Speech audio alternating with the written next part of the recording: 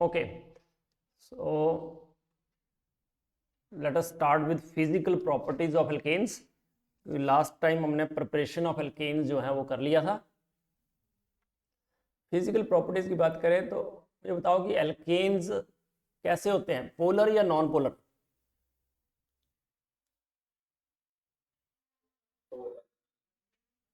Alkanes are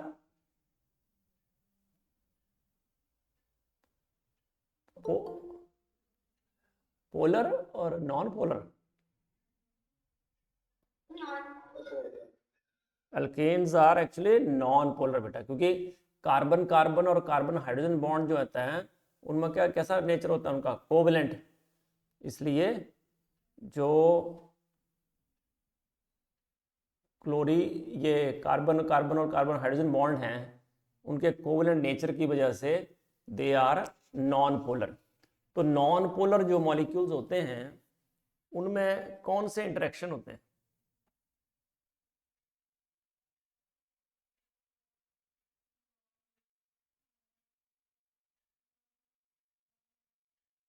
बोलो।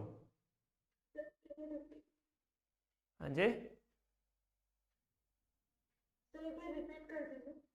मैंने बोला कि ये जो नॉन पोलर मॉलिक्यूल्स हैं, एल्केन्स आर नॉन पोलर, क्योंकि जो कार्बन कार्बन और कार्बन हाइड्रोजन बॉन्ड्स हैं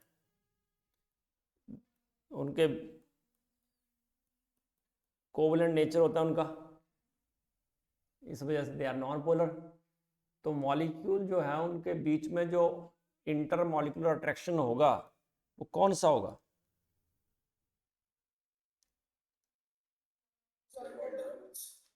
वॉन्डरवॉल्स मतलब इसमें होगा डिस्पर्शन फोर्सेस, क्योंकि वो सारे वॉन्डरवॉल्स में ही आते हैं वैसे तो, है ना। तो molecule possess only weak van der Waals force of attraction में डिस्पर्शन फोर्सेस। तो ये जो डिस्पर्शन फोर्सेस होती हैं वो किस पे डिपेंड करती हैं?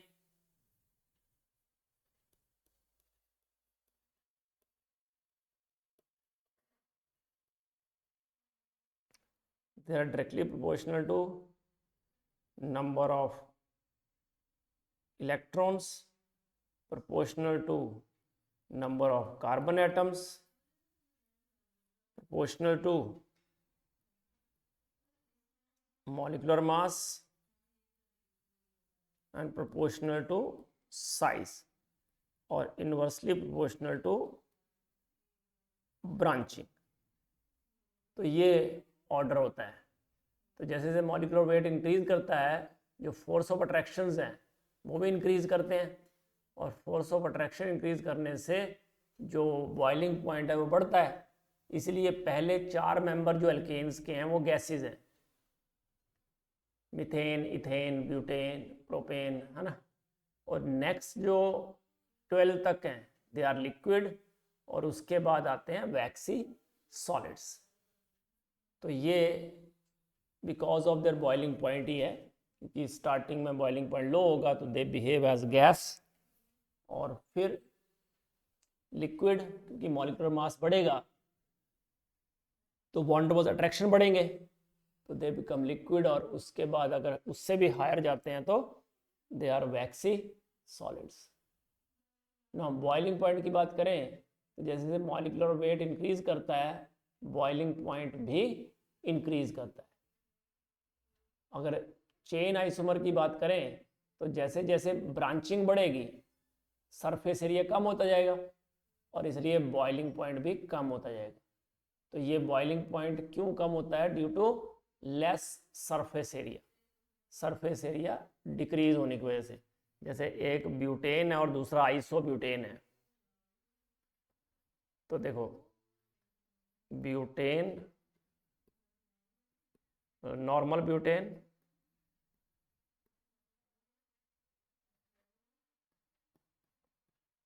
और आइसोब्यूटेन। तो नॉर्मल ब्यूटेन और आइसोब्यूटेन में मॉलिक्यूलर मास सेम है, मॉलिक्यूलर मास भी सेम है, और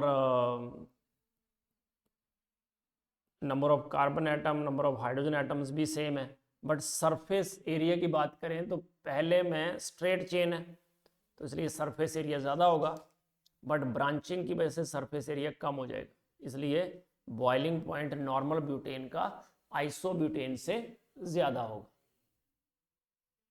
तो याद रखना कि जब भी ब्रांचिंग बढ़ेगी तो सरफेस एरिया कम हो जाएगा, मतलब एरिया ऑफ अटैचमेंट जो आपस में कांटेक्ट में होता है एरिया कम हो जाएगा, इसलिए बॉइलिंग पॉइंट कम हो जाता है। तो एरिया ऑफ कांटेक्ट कम होने से अट्रैक्शंस कम हो जाते हैं। तो चेन आइसोमर पेंटेन के बनाते हैं, चलो ये 3, normal pentane, iso pentane, neo pentane. बताओ तो बॉइलिंग पॉइंट का ऑर्डर क्या होगा? नॉर्मल पेंटेन मतलब इस तरह से, ठीक है, 1 2 3। बॉइलिंग पॉइंट 1 2, मुझे लगता है मेल्टिंग पॉइंट सबसे ज़्यादा होगा।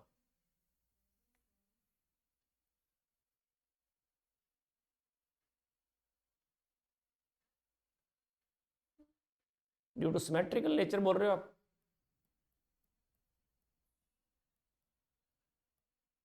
सर ब्रांचिंग इंक्रीज होगी ना? ब्रांचिंग इंक्रीज करने से तो सरफेस एरिया कम होता है ना बच्चे।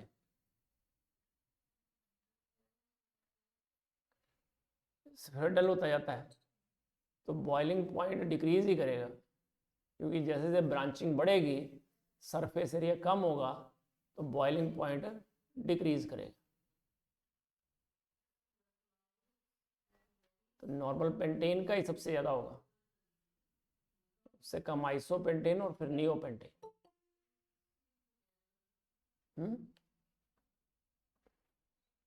क्योंकि it all depends upon surface area. ठीक है, एक बार फिर भी चेक कर लेना आप, है ना।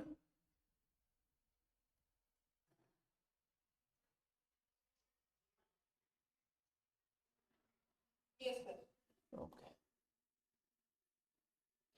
नाउ मेल्टिंग पॉइंट में बात करें तो मेल्टिंग पॉइंट में एक्चुअली देखो, लिक्विड के केस में तो अट्रैक्शन ही काम करते हैं, बट मेल्टिंग पॉइंट में 2 चीज़ें एक साथ काम करती हैं।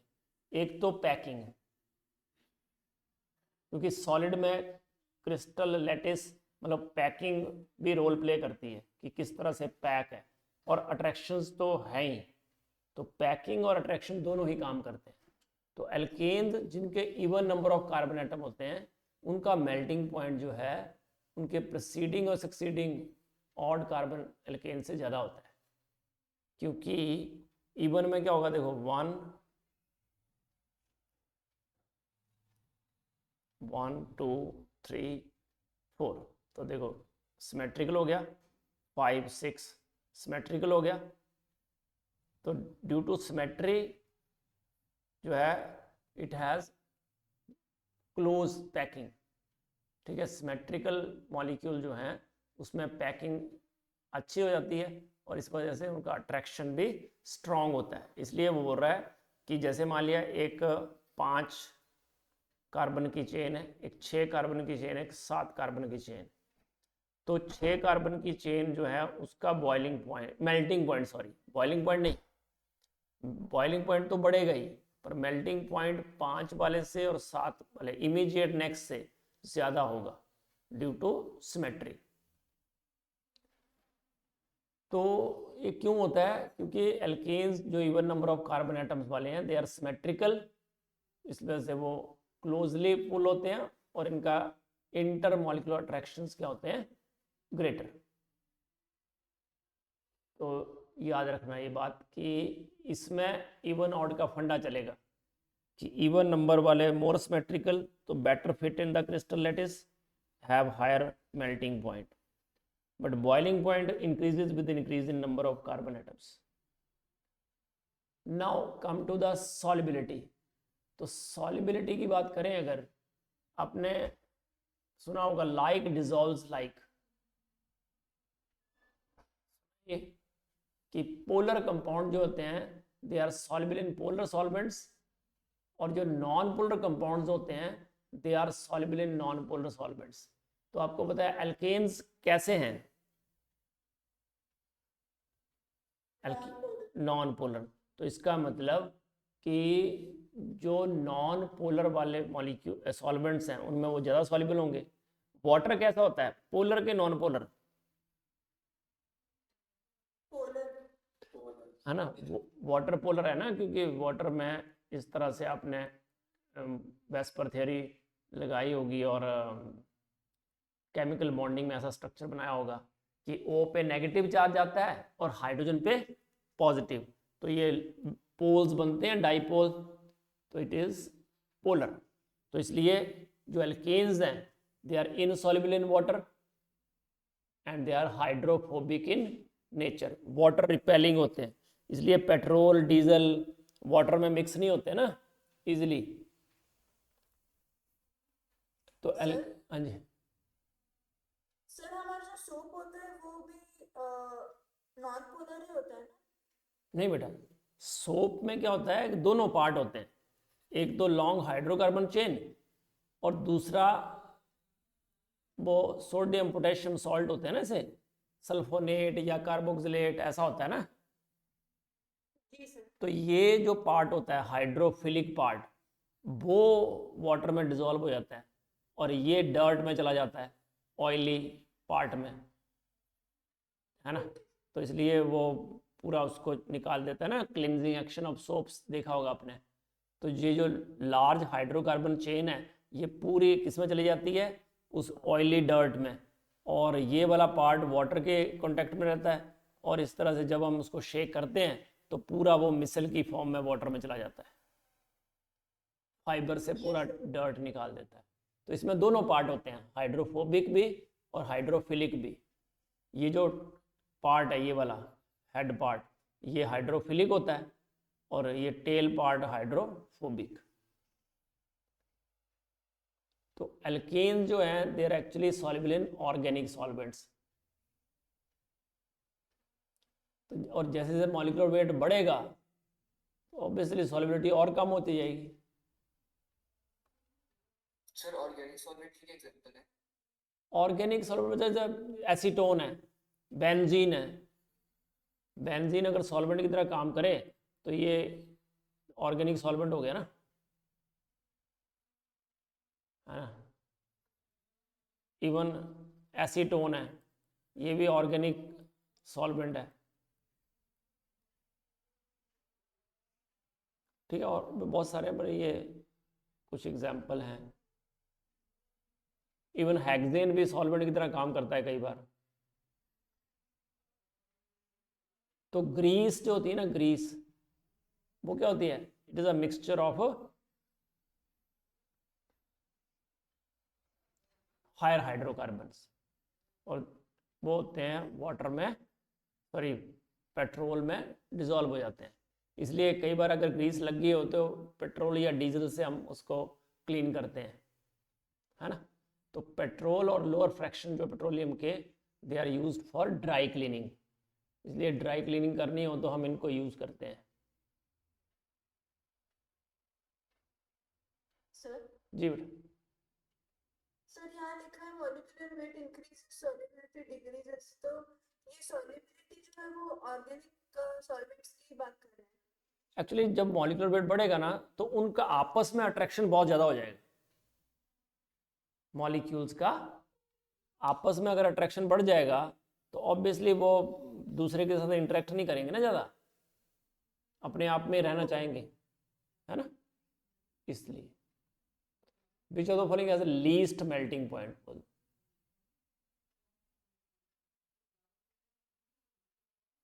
मेल्टिंग पॉइंट की बात कर रहा है, बोलो। Sir D. क्यों? सर बिकॉज़ इवन है, आई मीन ऑड है। तो और एक और भी है उससे छोटा, बट सर पेंटेन में ज्यादा बड़ा एरिया है तो मतलब ज्यादा अट्रैक्ट नहीं हो रहा है जितना प्रोपेन में हो रहा है, पास पास प्रोपेन में ज्यादा। हाँ तो मेल्टिंग पॉइंट बढ़ेगा ना उससे, तो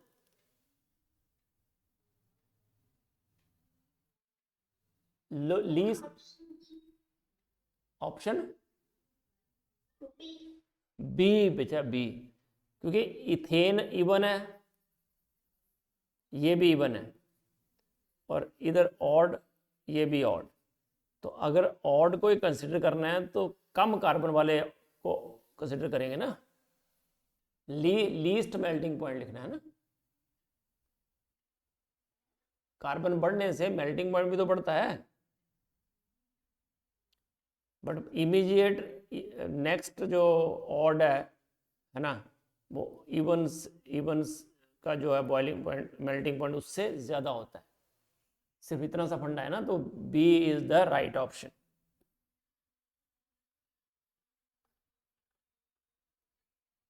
समझे? 5 कार्बन वाला तो उसके अट्रैक्शन बढ़ जाएंगे तो मेल्टिंग पॉइंट बढ़ जाएगा। 2 ब्यूटेन से कम होना चाहिए, बट प्रोपेन से तो कम नहीं होगा ना। समझे? यस चलो, हाँ जी बेटा। जब बताया नहीं गया है कि आइसोपेंटेन है, ईओपेंटेन है, तो जस्ट ऐसे लिखा है कि पेंटेन है, तो फिर तो पेंटेन तो नॉर्मल पेंटेन ही मानना है उसको। Normal pentane, isopentane, neopentane, propane, सबसे हाई बॉइलिंग पॉइंट किसका हो?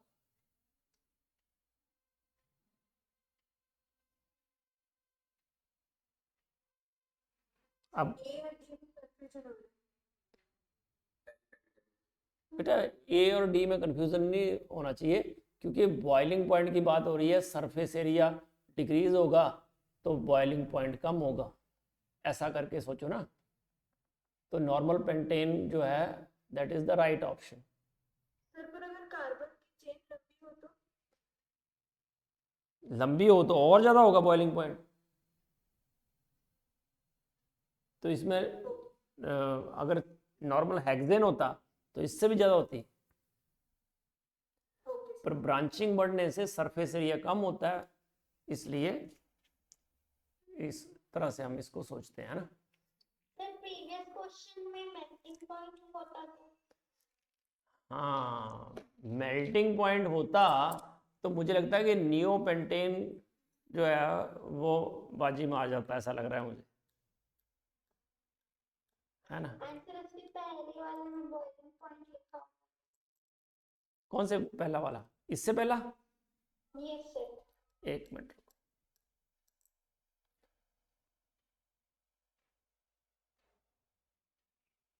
इसमें अगर लिखा होता बॉइलिंग पॉइंट, तो बॉइलिंग पॉइंट होता तो पेंटेन ही होता आंसर।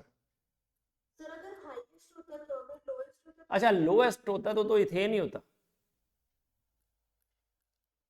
तो फिर क्योंकि फिर उसकी बात नहीं हो रही ना, फिर ये तो पैकिंग की वजह से मेल्टिंग पॉइंट ऐसा हो रहा है ना। बॉइलिंग पॉइंट में तो पैकिंग का मतलब ही नहीं है, उसमें तो नंबर ही देखे जाएंगे कार्बन के। ठीक है, समझे?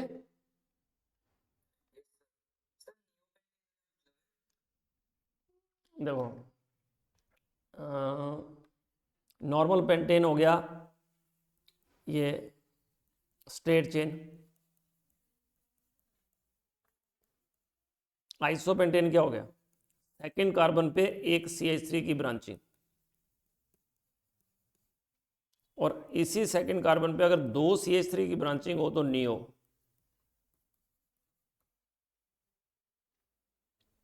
ये नियो, ये आइसो।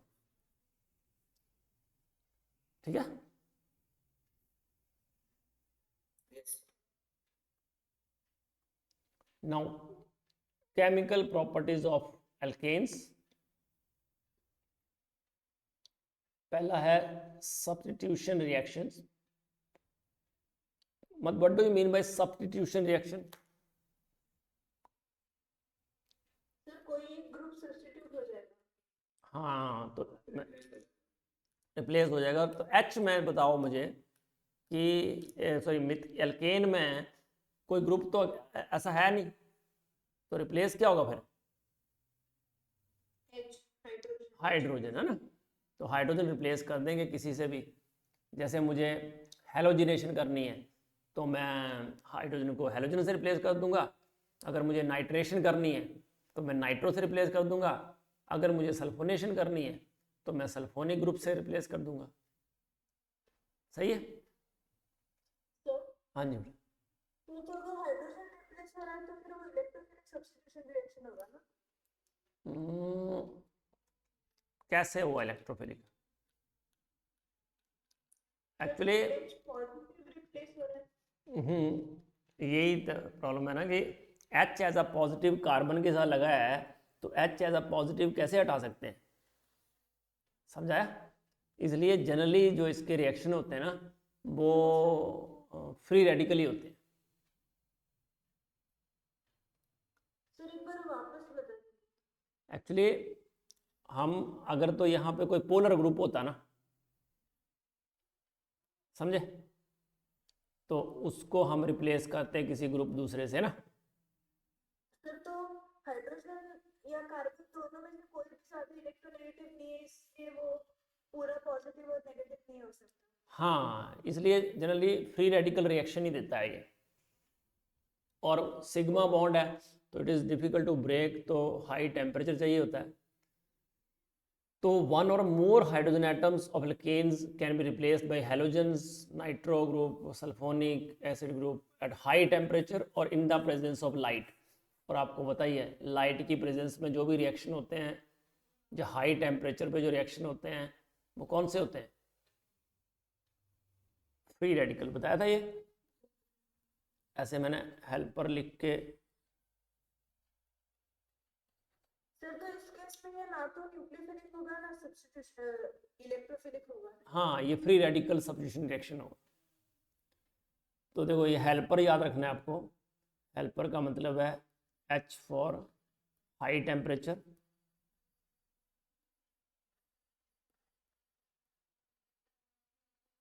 इलेक्ट्रोलिसिस हो या लाइट की प्रेजेंस हो या परऑक्साइड की प्रेजेंस हो, है ना, परऑक्साइड की प्रेजेंस हो या इलेक्ट्रिसिटी हो या रेडिकल कोई इनिशिएटर हो, पर इनकी जरूरत नहीं पड़ती। ये परऑक्साइड और लाइट में या इलेक्ट्रोलिसिस में हमारा काम हो जाता है। तो ये सारे फ्री रेडिकल रिएक्शन होते हैं।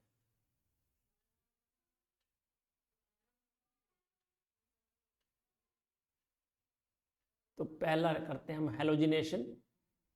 तो हेलोजिनेशन जो है हाई टेम्परेचर पे होता है, of the order of 573 to 773 kelvin temperature, या फिर डिफ्यूज्ड सनलाइट में होता है ये रिएक्शन।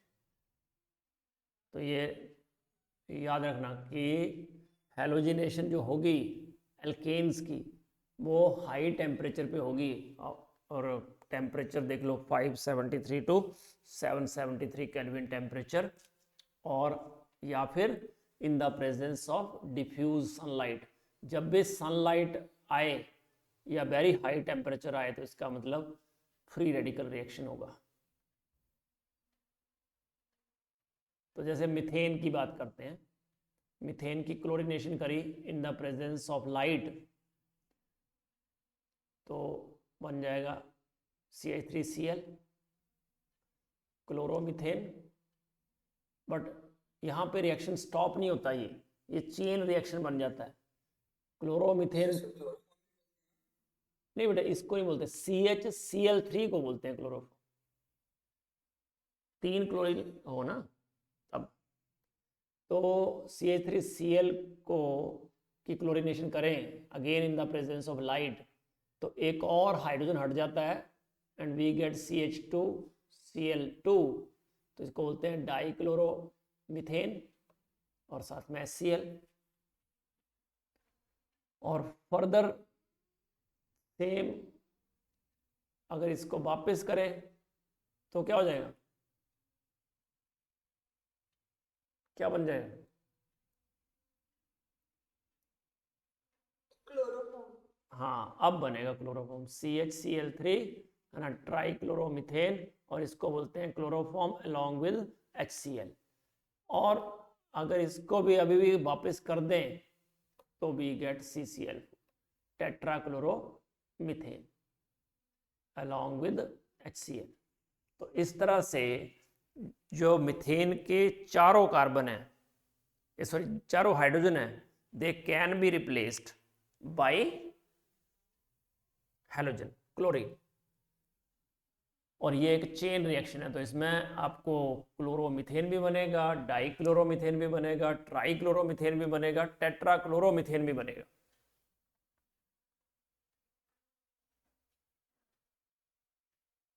तो जैसे मान लिया इथेन है हमारे पास, हमने क्लोरीनेशन करी इन द प्रेजेंस ऑफ लाइट, तो पहले क्या बनेगा बोलो?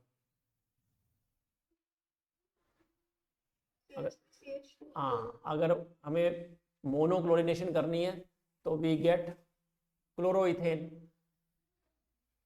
तो होता कैसे रिएक्शन? एक्चुअली हेलोजिनेशन जो एल्केन की है, मैंने अभी बताया लाइट की प्रेजेंस में हो रही है, तो कौन सा रिएक्शन होगा ये?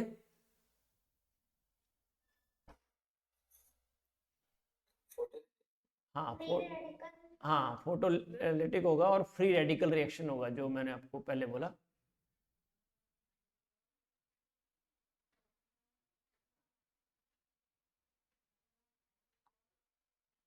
तो हेलोजिनेशन ऑफ एल्केन जो है that is a free radical reaction, और ये 3 स्टेप्स में होता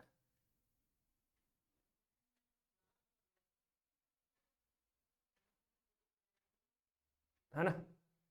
और ये होगा 3 स्टेप्स में। पहला होता है इनिशिएशन, दूसरा होता है प्रोपेगेशन, और तीसरा होता है टर्मिनेशन। तो इनिशिएशन, प्रोपेगेशन एंड टर्मिनेशन, इस तरह से चलता है ये। तो पहले बात करते हैं इनिशिएशन की।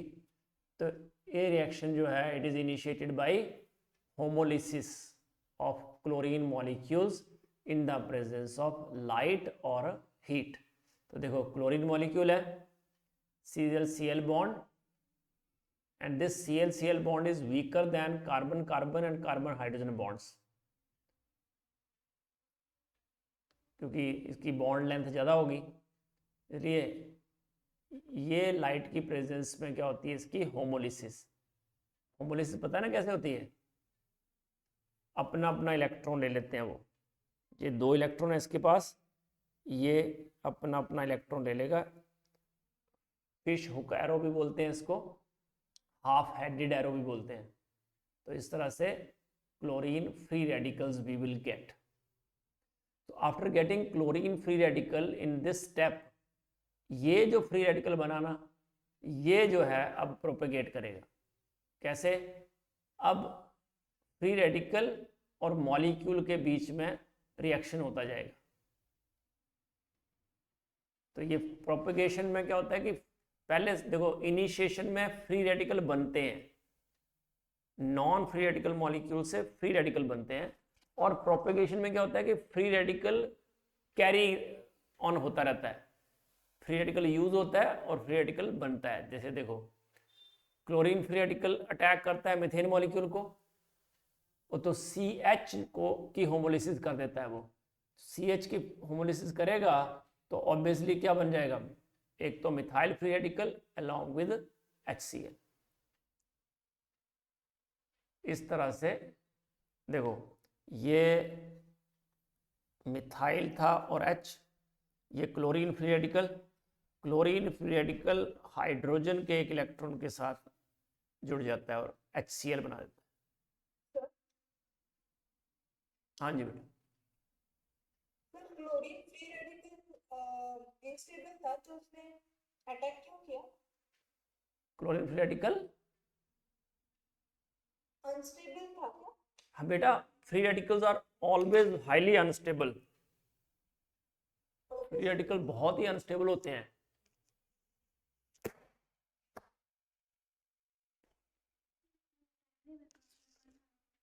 हाँ बोलो, 1 मिनट बेटा।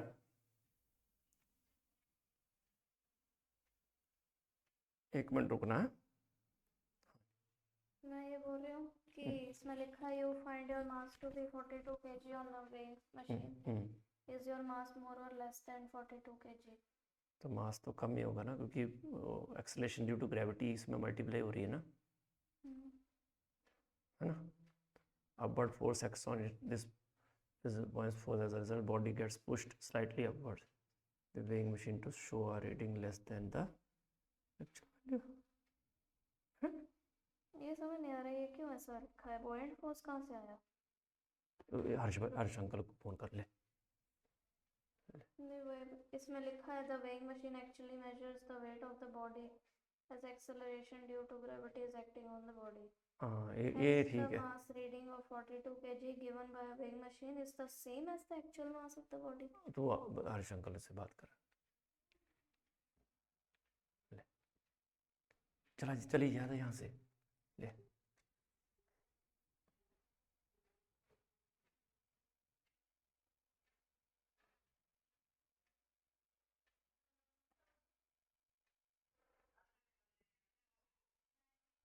अच्छा बेटा, तो मिथाइल फ्री रेडिकल बना.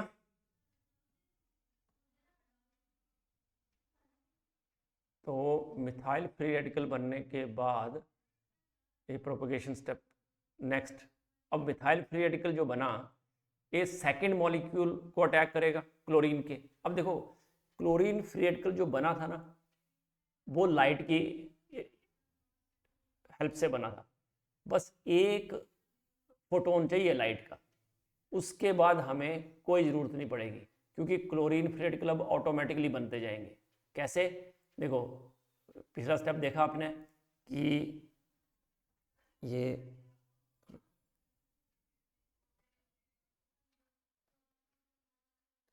है, फिर यहाँ क्लोरीन फ्री रेडिकल बना था, उसने इसके साथ अटैच कर लिया, मिथाइल फ्री रेडिकल बना. अब ये मिथाइल फ्री रेडिकल जो बनाना वो क्लोरीन मॉलिक्यूल से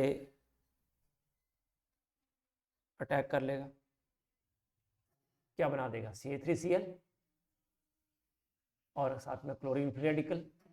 अब दोनों A और B स्टेप्स जो हैं वो रिपीट होंगे, बार बार रिपीट होते रहेंगे ऐसे ही, और वी विल गेट प्रोडक्ट्स. अलग अलग प्रोडक्ट्स बनते जाएंगे. देखो ये बना, इसके बाद क्या होगा? अभी भी आपके पास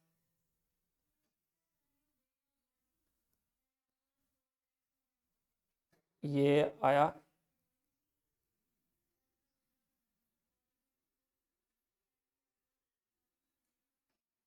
ये आया, तो ये वापस ये बन जाएगा और HCl. अब ये जो है, अब बताओ इसका अटैक किसके ऊपर होगा? बोलो.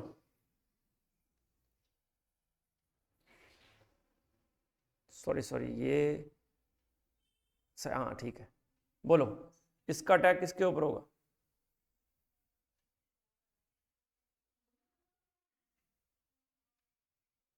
सर एक और Cl ग्रुप है. हाँ अब वापस Cl मॉलिक्यूल है ना.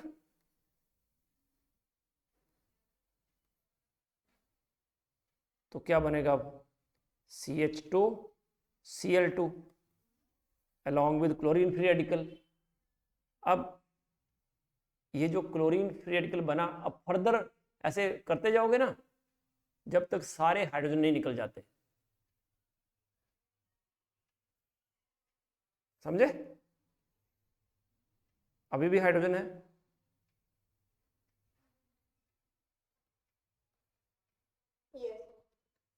तो अब वापस क्लोरीन फ्री रेडिकल से ये फ्री रेडिकल बन जाएगा और HCl. फिर ये वापस क्लोरीन मॉलिक्यूल से, फिर CHCl3 क्लोरीन फ्री रेडिकल, फिर अभी भी क्लोरीन फ्री रेडिकल वापस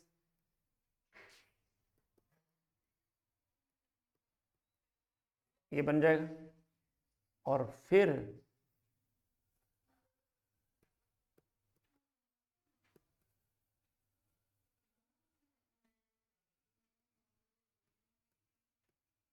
और अभी भी देखो क्लोरीन फ्री रेडिकल बाकी है. मतलब अभी भी अगर होता ना हाइड्रोजन तो भी आगे रिएक्शन, जब तक सारे हाइड्रोजन रिप्लेस नहीं होते ये चलता रहेगा।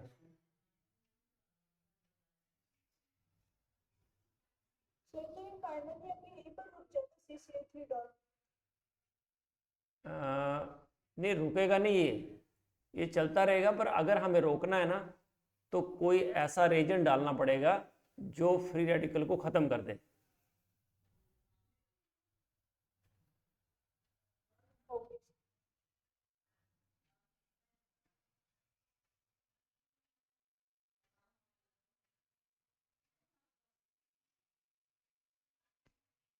तो रिएक्शन जो है between any two free radicals, that is known as chain termination reaction। तो पॉसिबल जो चेन टर्मिनेशन स्टेप्स है, देखो पहले स्टेप में क्या हो रहा था, फ्री रेडिकल फॉर्मेशन हो रही थी। प्रोपगेशन में एक फ्री रेडिकल यूज हो रहा था, दूसरा फ्री रेडिकल बन रहा था, मतलब number of free radical remain same. पहले में number of free radical increase हो रहे थे। थर्ड स्टेप में क्या होगा, जो नंबर ऑफ फ्री रेडिकल्स हैं वो खत्म ही हो जाएंगे, फ्री रेडिकल आपस में जुड़ जाएंगे। जैसे क्लोरीन फ्री रेडिकल से भी जुड़ सकता है, तो क्या बन जाएगा, क्लोरीन मॉलिक्यूल। या मिथाइल फ्री रेडिकल से जुड़ जाएगा, बनाएगा ethane. Methyl free radical chlorine free radical से जुड़ जाएगा तो बनाएगा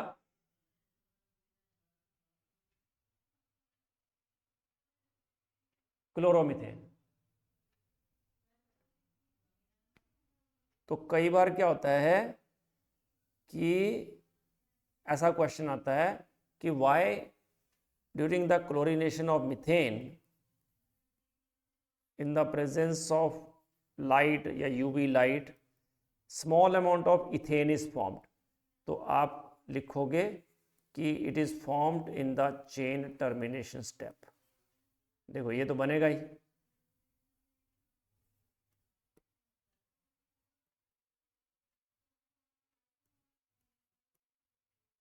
small amount of ethane is also formed। तो ये जो इथेन है that is formed in chain termination step। Important है ये कि इथेन क्यों बनता है, तो आप बोलोगे क्योंकि मिथाइल फ्री रेडिकल से जुड़ सकता है, किसमें, चेन टर्मिनेशन स्टेप में। तो ये it is mechanism of chlorination of methane. तो अब rate of replacement of hydrogen, हाँ जी हेलो, सर तो ऐसे तो सारे तो इक्वली अमाउंट में बनेंगे, एक मेजर और एक माइनर कैसे बनेंगे? नहीं आप समझे नहीं, मिथे एक कौन सा मेजर माइनर है, यहाँ पे बात कर रहे हो? जी सर यहाँ पर। वैसे क्योंकि टर्मिनेशन स्टेप जो है ना वो मतलब फ्रीक्वेंट स्टेप नहीं है ना, वो फ्री रेडिकल से फ्री रेडिकल जो ये जरूरी है कि क्योंकि मिथाइल फ्री रेडिकल जैसे बनेगा वो दूसरे क्लोरीन के कांटेक्ट में आ जाएगा, क्लोरीन मॉलिक्यूल के, क्योंकि क्लोरीन मॉलिक्यूल भी तो एक्सेस में डाले हैं ना हमने। यस। तो पर मिथाइल फ्री रेडिकल के कांटेक्ट में आने के चांसेस ज़्यादा नहीं है, इसलिए ये मतलब मेजर प्रोडक्ट नहीं बनेगा। ओके सर तो इसमें मेजर प्रोडक्ट CH3Cl होगा। CH3Cl होना चाहिए, है ना, क्योंकि उसके बाद कम होते जाएंगे चांसेस, है ना। तो CH3Cl मेन प्रोडक्ट है, क्योंकि पहली बार तो वो बनेगा ही, राइट। बट अगर हम मान लिया फॉर द क्या बोलते हैं इनफाइनाइट टाइम रखते हैं उसको, है ना, और फ्री रेडिकल को हम कहीं ट्रैप नहीं करवाते कहीं, तो फिर ultimately we will get CCl4। But generally क्या करते हैं हम कि मीथेन जो है वो एक्सेस में ले लेते हैं, जिससे कि हमें क्लोरोमीथेन जो है वो मेजर प्रोडक्ट मिल जाए। अगर क्लोरीन एक्सेस में होगा तो obviously CCl4 we will get. Okay अब लिमिट करके उसको हाँ, लिमिट करके हम एक प्रोडक्ट बना सकते हैं, ठीक है ना। वो रिएक्शन कंडीशंस स्टडी करनी पड़ेंगी उस टाइम। ये अब बताओ, हाइड्रोजन की रिप्लेसमेंट की बात हो रही है, तो प्राइमरी, सेकेंडरी और टर्शरी कौन सी हाइड्रोजन इजीली रिमूव हो सकती है?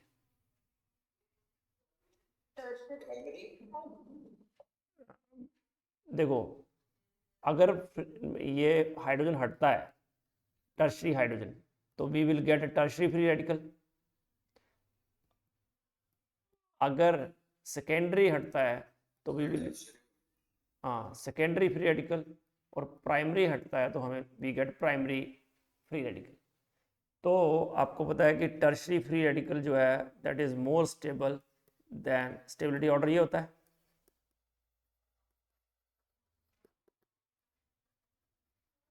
तो इसका मतलब जिसको रिप्लेस करने से, रिमूव करने से स्टेबल फ्री रेडिकल बने, वो जल्दी होगा ना replace.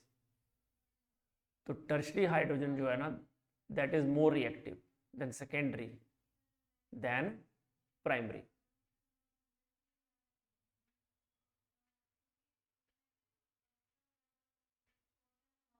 Rate of the reaction of alkanes with halogens, तो एल्केन्स में रिएक्टिविटी ऑर्डर क्या होना चाहिए? Fluorine more reactive than chlorine than bromine than iodine. But fluorination जो होती है ना दैट इज वेरी रिएक्टिव, क्योंकि फ्लोरीन CF बॉन्ड जो है दैट इज वेरी स्ट्रॉन्ग, तो huge amount of energy is released और देयरफॉर हाईली एक्सोथर्मिक हो जाता है रिएक्शन। तो fluorination is too violent to be controlled, इसलिए हम जनरली फ्लोरिनेशन नहीं करते इसमें। और आयोडीनेशन जो है ना दैट इज वेरी स्लो, और वो तो रिवर्सिबल रिएक्शन हो जाता है। इसलिए आयोडीनेशन के केस में क्या करते हैं, हम कोई ऑक्सीडाइजिंग एजेंट डाल देते हैं उसमें, जैसे HiO3 या HNO3, क्योंकि जब आयोडीनेशन करेंगे ना तो ये साथ में HI बनता है।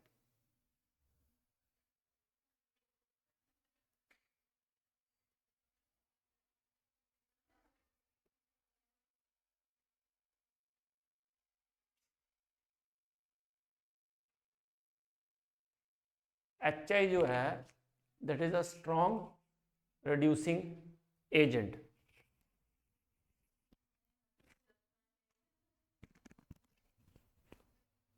तो HI अगर स्ट्रॉन्ग रिड्यूसिंग एजेंट है तो वो क्या करता है, रिएक्शन को बैकवर्ड ले जाता है। तो रिएक्शन बैकवर्ड ना हो इसके लिए हम क्या करते हैं, उसमें HNO3 या HiO3 डाल देते हैं ताकि वो HI के साथ रिएक्ट कर जाए।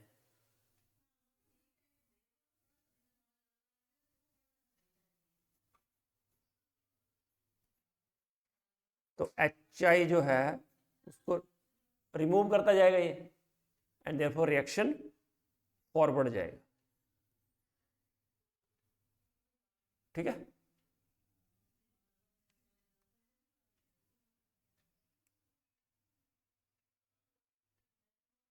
The formation of chloromethane takes place from methane with chlorine in the presence of sunlight. It is proceed through free radical mechanism, right? Or it takes place in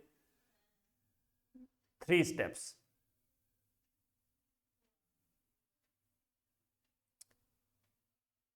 Steps involved in D, initiation, propagation, termination, तीनों steps होते हैं ना halogenation में।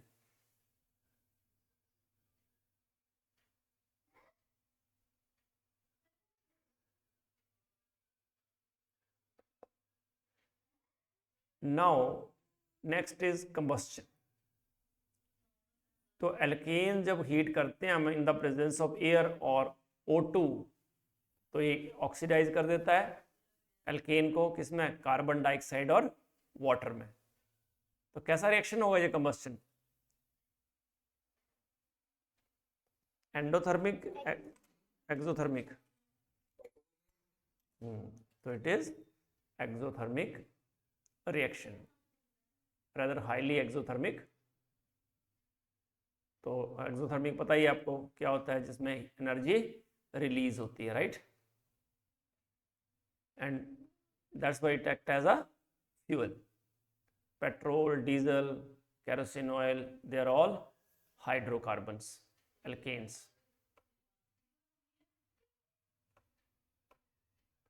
So methane है, बोलो इसका balanced equation बोलो.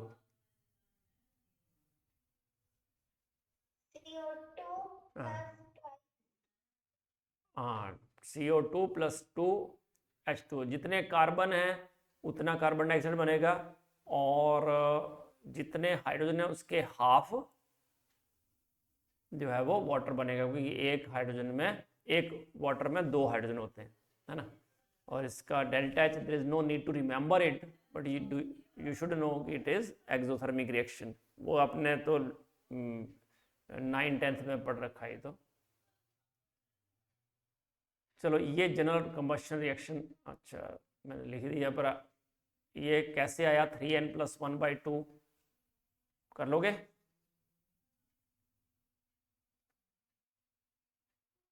बताओ, CO2 कितने बनेंगे?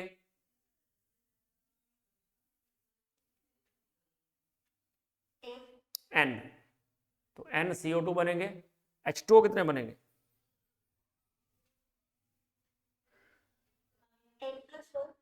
Very good, n + 1. तो n + 1 H2O बनेंगे, और n CO2. तो ऑक्सीजन कितने हुए? 2n फ्रॉम CO2 और n + 1 फ्रॉम O, H2O. तो टोटल हो गया 3n + 1, इतने O बनेंगे. तो O2 कितने बनेंगे फिर? 3n + 1/2.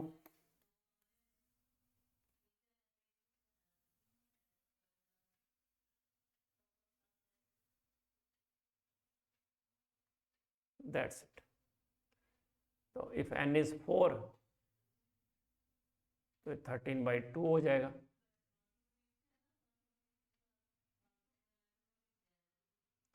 नाउ इनकम्प्लीट कंबस्शन अगर हो तो we get carbon along with 2H2O. तो इनकम्प्लीट कंबस्शन ऑफ मीथेन से, हाँ बेटा, कार्बन मोनोऑक्साइड भी बनता है, बट कार्बन भी बनता है. आपने वो चूल्हे देखे पुराने, लकड़ी जलाते थे, ऊपर तवा रखते थे, तो वो पूरा कालिख नहीं लग जाते थे नीचे? हाँ, तो दैट इज एक्चुअली कार्बन. तो कार्बन मोनोऑक्साइड तो बनता ही है, दैट इज ट्रू, है ना. बट अगर हम उसको इनकम्प्लीटली बर्न करते हैं for large means extended period of time, तो कार्बन ब्लैक इज फॉर्म्ड, जो कि यूज करते हैं इंक, ब्लैक पिगमेंट्स और फिल्टर्स. सर, तो उन चूल्हों में ऑक्सीजन की कमी होती थी, इसलिए हाँ, ऑक्सीजन की डेफिशिएंसी की वजह से, क्योंकि उतना ऑक्सीजन मिल नहीं पाता था, क्योंकि उस टाइम बिल्कुल तवा तो बिल्कुल पास ही होता है ना, इसलिए उस टाइम उस ड्यूरेशन में मतलब उतना ऑक्सीजन नहीं मिल पाता होगा इनकम्प्लीट कंबशन की वजह से, क्योंकि कार्बन कंटेंट ज़्यादा होता है लकड़ी में और ऑक्सीजन की डेफिशिएंसी होती है. इसलिए आपने देखा ना, उसमें पढ़ते हो टेस्ट आप, कि एरोमेटिक हाइड्रोकार्बन जो हैं दे गिव सूटी फ्लेम. क्यों होते हैं? क्योंकि उसमें कार्बन कंटेंट ज़्यादा होता है हाइड्रोजन के कंपैरिजन में, इसलिए. तो alkanes on heating with limited supply of oxygen और air at high pressure and in the presence of catalyst give different products. ये बहुत इंपॉर्टेंट है, ये आपको क्रैम ही करना पड़ेगा. पहला है मीथेन का in the presence of copper at 523 Kelvin temperature and 100 atmosphere pressure we get methanol. तो मिथाइल अल्कोहल मिलता है हमें. दूसरा, मीथेन को फिर ऑक्सीजन से करें इन the presence of molybdenum oxide के साथ हीट करें तो वी गेट फॉर्मल्डिहाइड। देखो पहला था copper at 523 kelvin temperature 100 atmosphere pressure, ये याद करना पड़ेगा, याद रखना, इसमें कोई अंडरस्टैंडिंग नहीं चलेगी, सिर्फ लर्न ही करना पड़ेगा कि अच्छा ये बनता है। MO2O3 होगा, हीट करेंगे तो मिथेनॉल मिलेगा, फॉर्मल्डिहाइड मिलेगा अलॉन्ग विद H2O। थर्ड है इथेन को हम in the presence of manganese diacetate करें तो वी गेट इथेनोइक एसिड, और इसको क्या बोलते हैं, एसिटिक एसिड। और फोर्थ है, ये है आपके पास isobutane 2 methyl propane, tertiary carbon जो है ना, और ये टर्शरी हाइड्रोजन है, ये इसमें KMnO4 की प्रेजेंस में जो है H जो है that is turned into OH।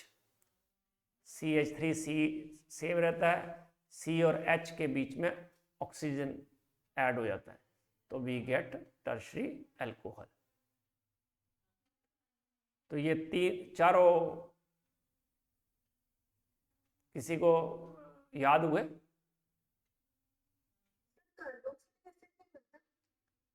बनता है ना, पहले इसमें नहीं बनता क्योंकि टर्शरी कार्बन है ना इसमें। अगर हाँ जी क्या 10th में थे तो अच्छी बात है। हाँ अच्छा हाँ, पोटेशियम डाइक्रोमेट वाला, और वो समझ गया मैं कि अल्कोहल से कार्बोक्सिलिक एसिड बनाते थे आप, है ना।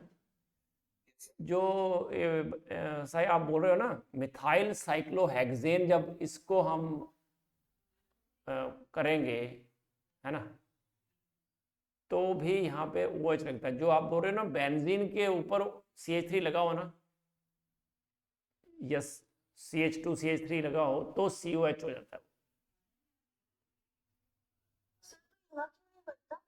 क्योंकि वहां पे जो CH बॉन्ड होता है ना वो हाइपर कॉन्जुगेशन में होता है, इसलिए वो CH थोड़ा वीक हो जाता है। पर यहाँ पे ये तो पूरा हाइड्रोकार्बन ही है, carbon carbon carbon hydrogen bond ही है, यहाँ पे कोई हाइपर कॉन्जुगेशन नहीं है, इसलिए सिंपली यहाँ पे क्या होता है, पर ये अल्कोहल बनती है। ये वाला कार्बन, ये भी जो है ना जी, फर्दर ऑक्सीडाइज नहीं हो पाएगा। नहीं यहीं तक रहेगा, क्योंकि यहाँ पे इसके बाद इसके पास हाइड्रोजन ही नहीं है ना, इस कार्बन के पास कोई हाइड्रोजन नहीं है, ठीक है।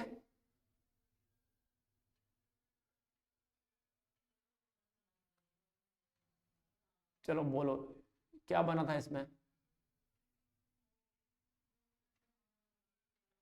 On controlled oxidation of ethane in the presence of manganese acetate, क्या मिला था?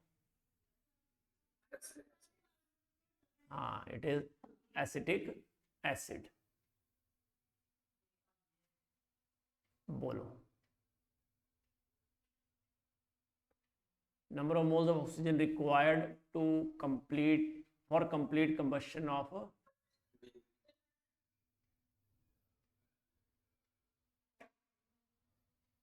so it is 13/2। no जी बेटा,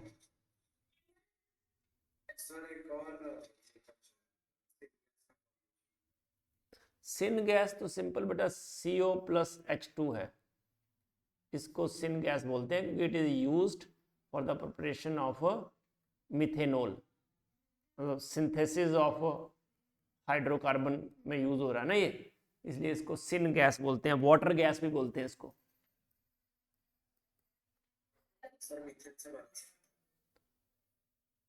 हाँ किसी से बनाते हैं ना, कार्बन मोनोऑक्साइड और हाइड्रोजन होना चाहिए मिक्सचर, इनकम्प्लीट कंबस्शन होगा तो CO बन जाएगा और CO के साथ हाइड्रोजन गैस होनी चाहिए, ठीक है। आइसोमराइजेशन।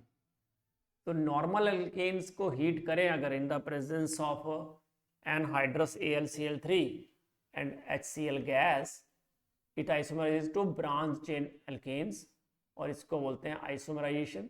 जैसे देखो ये है नॉर्मल हेक्सेन, तो नॉर्मल हेक्सेन को एनहाइड्रस AlCl3 और HCl से करें तो वी गेट आइसो हेक्सेन कि 2 मिथाइल पेंटेन, तो और 3 मिथाइल पेंटेन। वैसे ब्यूटेन होगा तो आइसोब्यूटेन बन जाएगा।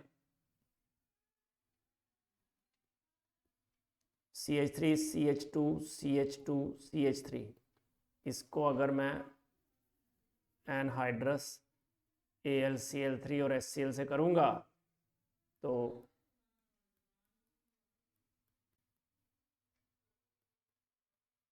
नॉर्मल ब्यूटेन से वी गेट आइसोब्यूटेन। सारे आइसोमर्स जो पॉसिबल है वो बन जाएंगे। हाँ जी, तो जितने भी पॉसिबल आइसोमर्स हैं वो सारे बन जाएंगे। हाँ से बिल्कुल।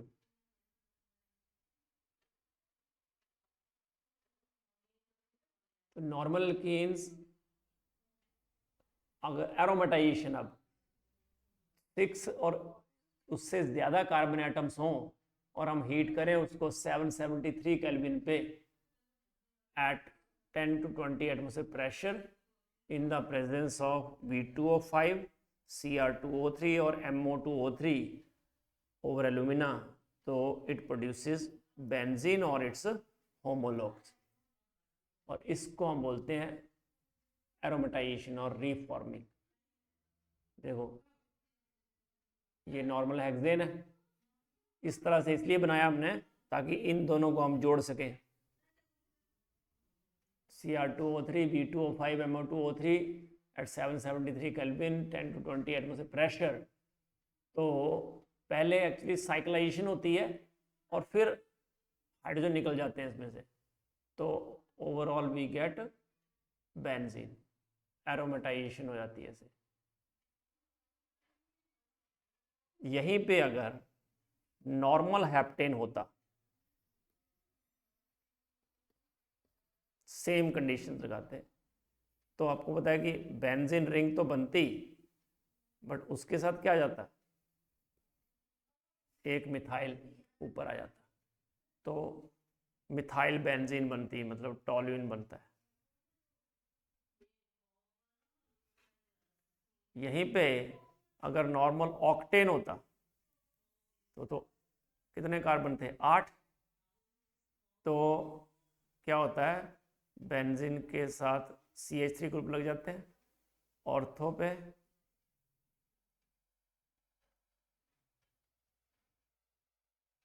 मेटा पे और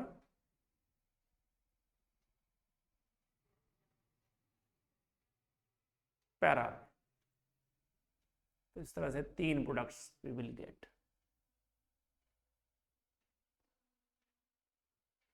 ठीक है, नॉर्मल हेक्सेन से बेंजीन बनती है, नॉर्मल हेप्टेन से टॉल्यूइन बनती है, नॉर्मल ऑक्टेन से बेंजीन रिंग तो बनेगी और 2 मिथाइल एक्स्ट्रा बच जाएंगे, वो ऑर्थो मेटा पैरा पे ऐसे लग जाते हैं। अच्छा, अगला क्वेश्चन ये है, when normal heptane is subjected to aromatization, तो क्या प्रोडक्ट बनेगा?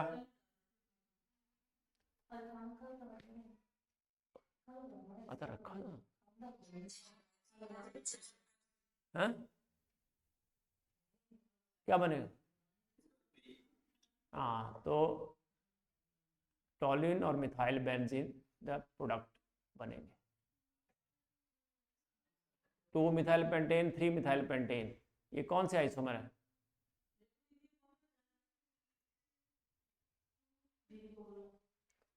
टू मिथाइल और 3 methyl pentane,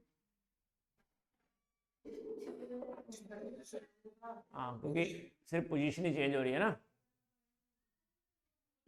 reaction with steam, तो मीथेन अगर रिएक्ट करें with steam at 1273 kelvin temperature in the presence of nickel catalyst, तो we get carbon monoxide and hydrogen, और इस तरह से वी यूज, ये हाइड्रोजन गैस बनती है इंडस्ट्री में देखो स्टीम यूज किया तो we gate CO plus H2, और इसी को बोलते हैं हम सिन गैस और पायरोलिसिस, सॉरी वाटर गैस, है ना।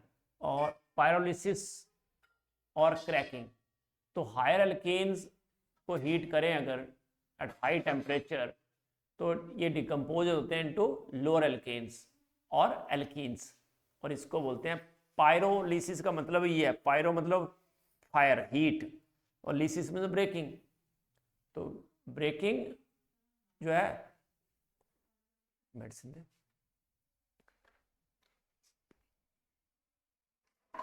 पानी भी दे, और इसको बोलते हैं पायरोलिसिस। तो decomposition of higher alkanes to smaller fragment is called pyrolysis. और ये रिएक्शन भी जो है इज फ्री रेडिकल। तो मीथेन को हमने हीट किया एट 773 केल्विन, तो देखो एल्कीन बन सकती है, पेंटे, अगर ब्यूटेन बनती है तो उसके साथ देखो ये ब्यूटीन है, ये इथेन, मतलब एक इथीन बनेगी, देखो एक एल्केन बनेगा और बाकी इथीन बनेगी, देखो। तो इसको बोलते हैं पायरोलिसिस, मतलब हायर हाइड्रोकार्बन को लोअर में कन्वर्ट करना। और क्या बोलते हैं इसको, क्रैकिंग। सर ये ऑयल रिफाइनरीज में, हाँ, उसी में यूज होता है। Sir in absence of air, हाँ, अदरवाइज तो कार्बन मोनोऑक्साइड, कार्बन, ये बन जाएंगे सारे। तो देखो एप्टेन, पेंटीन और अदर प्रोडक्ट्स बन जाएंगे। तो pyrolysis use to prepare petrol और kerosene oil from gasoline. Ethane used under nitration. Obviously अगर नाइट्रेशन करेंगे तो क्या बनेगा, इथेन C2H5NO2 ना। प्रोपेन की कंबशन करेंगे तो क्या बनेगा,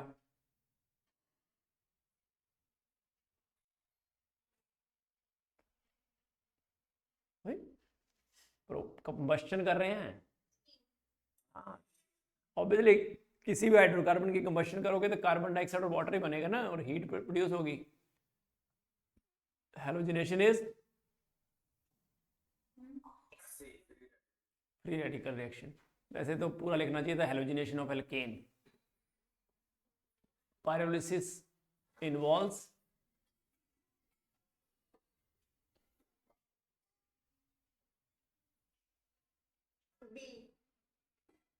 डी हाइड्रोजनेशन भी हो रही है ना, देखा नहीं, हेक्सेन से हेक्सीन भी बनती है और हाइड्रोजन, तो डी हाइड्रोजनेशन भी हो सकती है, क्रैकिंग भी हो सकती है।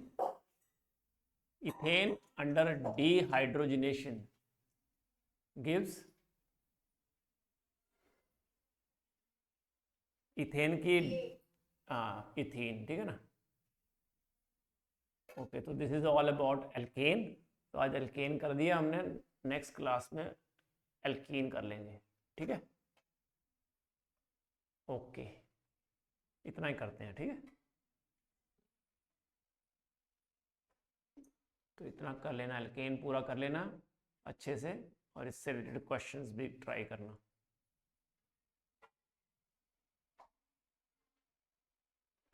ओके, ठीक है बेटा।